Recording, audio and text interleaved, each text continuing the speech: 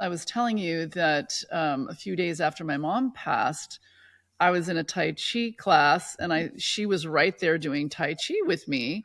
And it didn't even occur to me that that was a nameable experience. And you've got a name for that. Like, she was clear as day.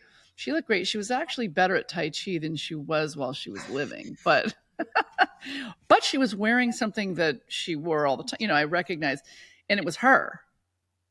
And what did you call that? Well, that would be a post-death visitation by your mother. In other words, she came into the space where you were as a spirit being, but she, I don't know how this all works, but you were able to see her. And you said, I believe, that she looked healthy, right? She looked great. Yeah, Looked she was. great. Yeah.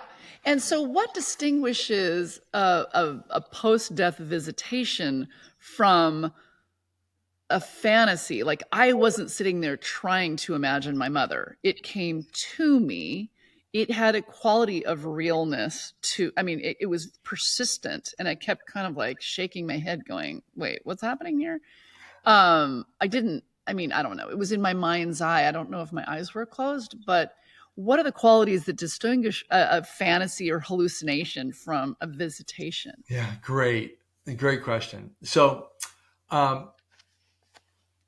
when we have, let's do a distinction between dreams and visions or visitations. So, okay. First of all, anybody that has an experience that we're talking about at night while they're in a sleep state, we'll call it a dream, because that's what we culturally attribute to those types of phenomena when we're in a sleep state. We call it a dream. And if you have it during the day and you're daydreaming, then it also that's what we do. That's our culture's way for capturing these experiences. We call them dreams. But the truth of the matter is that these experiences, whenever they happen, day or night, are visions or visitations. And why?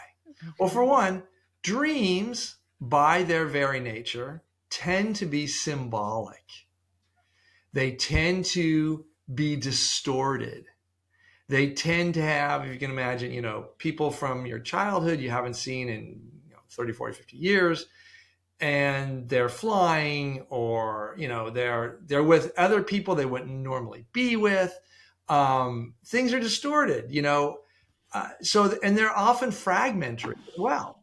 So this is because dreams are symbolic, and the distortions serve from the unconscious to get your attention in a certain way. Well, visions or visitations are not like that. They are more real. Yeah, they're more real than real. So when you see somebody in a vision or visitation, they will typically look younger. They'll look healthy. They will have on clothes that you recognize. Okay. And they come almost with a particular intention. You may not know the intention until after the vision, but typically the intention is something like, you see, I'm alive and well, or I love you, or I've made it to the other side and I'm good. And, whatever it is, so that's the fundamental difference, is that there's it's like these visions, visitations are authentic experiences without distortion, with specific purpose, and the people present as they were in their life, usually the best time of their life, typically, from what we can tell. Maybe spirits are vain in the afterlife. They want to show you that they're, or maybe they know we're vain and we want to see things looking good. Yeah, exactly. Could be that too. But that's how we distinguish. And it's a pretty clear-cut distinction. And I don't think anyone in the field who studies these would disagree with what I just said. It's a differential. The differentiating process is not very difficult once you've worked with a few hundred of these.